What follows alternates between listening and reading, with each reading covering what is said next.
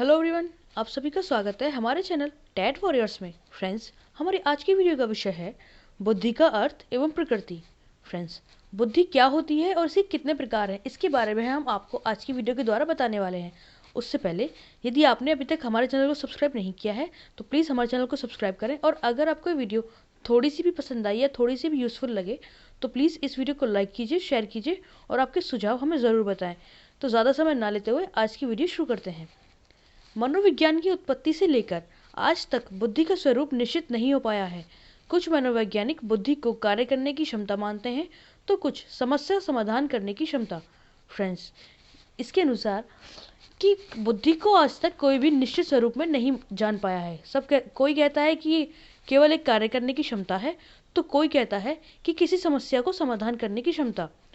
आगे वुडवर्थ के अनुसार बुद्धि कार्य करने की क्षमता है। फ्रेंड्स, वुडवर्थ मनोवैज्ञानिक थे। इन्होंने जो डेफिनेशन दी है बुद्धि के लिए वो ये है कि बुद्धि कार्य करने की क्षमता है, और बिने मनोवैज्ञानिक ने जो डेफिनेशन दी है वो ये है, बुद्धि तर्क, निर्णय एवं आत्म आलोचना की योग्यता है। इसके बाद आगे आता है हमारा, कुछ मनोवैज्ञानिक बुद्धि को वंशानुगत मानते हैं तो कुछ मानते हैं कि जैसा वातावरण होता है उसी के अनुसार व्यवहार करता है। फ्रेंड्स, ऐसा होता है कि कुछ कभी कभी फ्रेंड्स बुद्धि मोस्टली सिचुएशन पर निर्भर करती है, और कुछ वंशानुगत, जैसे बालक के पूर्वजों द्वारा, उसके माता पिता द्वारा उसे गुणसूत्र प्रदान किए जाते हैं, उसके अकॉर्डिंग भी उसकी बुद्धि निर्भर करती है। और कभी कभी फ्रेंड्स, जो हमारे आसपास का वातावरण होता है उसके प्रति हम कैसा व्यवहार करते हैं, उसमें कैसे एडजस्ट करते हैं, इस पर भी हमारी बुद्धि निर्भर करती है। तो फ्रेंड्स, जैसे वातावरण में हम रहेंगे तो हमारी बुद्धि भी उसी प्रकार की हो जाती है। इसीलिए मनोवैज्ञानिकों ने बुद्धि को वंशानुगत और वातावरणीय दोनों प्रकार का माना है। आगे आते हैं बुद्धि के प्रकार। बुद्धि का वर्गीकरण सीखने की योग्यता, समस्या समाधान, अमूर्त चिंतन करने की योग्यता आदि को आधार मानकर किया गया है। अनेक मनोवैज्ञानिकों ने बुद्धि को निम्नलिखित 3 प्रकार में बांटा है। फ्रेंड्स, बुद्धि का वर्गीकरण जो किया गया है वो सीखने की योग्यता, और वो किस प्रकार प्रॉब्लम को सॉल्व कर पाता है, और अमूर्त चिंतन। फ्रेंड्स, अमूर्त चिंतन का मतलब जो चीज़ सामने नहीं है उसके बारे में सोचना। इस योग्यता के आधार को मानकर वर्गीकरण किया गया है। आगे आते हैं हमारे बुद्धि के प्रकार। बुद्धि के 3 प्रकार होते हैं। सबसे पहला, अमूर्त बुद्धि।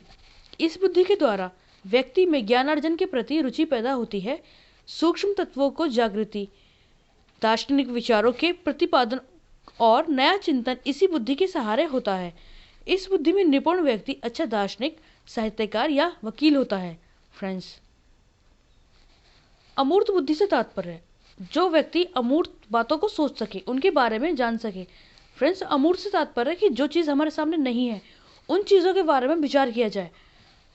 इस बुद्धि के द्वारा जो बालक, जिसमें इस प्रकार की बुद्धि होती है, उसे ज्ञानार्जन के प्रति रुचि रहती है, पढ़ाई में मन लगता है, वो नई नई बातें सीखना चाहता है, और किसी प्रकार का चिंतन, जो सोचने के कि ऐसा क्यों है, ऐसा क्या है, तो वो सब इस बुद्धि के द्वारा होता है।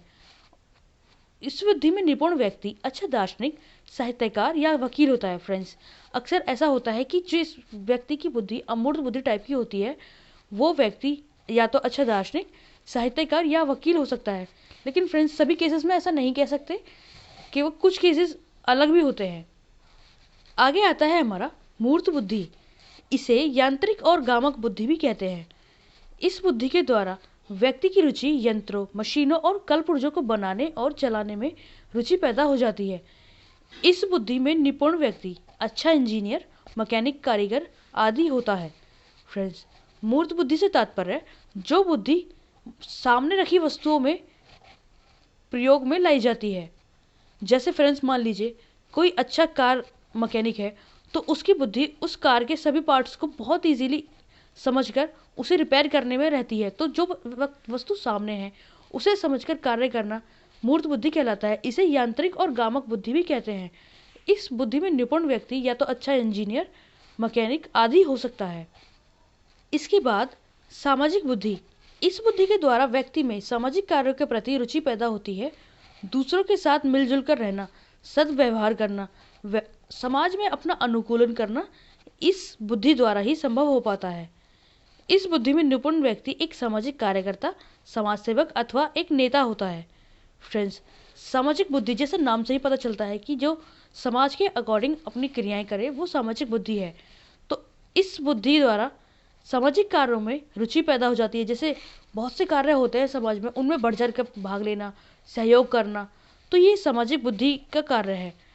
दूसरों के साथ मिलजुल कर रहना, सद्व्यवहार करना, अपना समाज में अनुकूलन करना, इस बुद्धि के प्रकार लोगों के द्वारा ही संभव हो पाता है।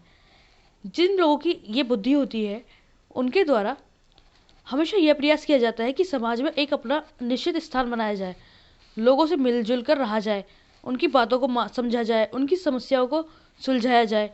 इस बुद्धि में निपुण व्यक्ति या तो एक सामाजिक कार्यकर्ता होगा, समाज सेवक अथवा एक नेता। तो फ्रेंड्स, इस वीडियो में हमने आपको बताया कि बुद्धि क्या है और इसकी कितने प्रकार हैं। अगर आपको वीडियो थोड़ी सी भी पसंद आए तो इस वीडियो को लाइक कीजिए और आपके सुझाव में कमेंट करके ज़रूर बताएं। धन्यवाद।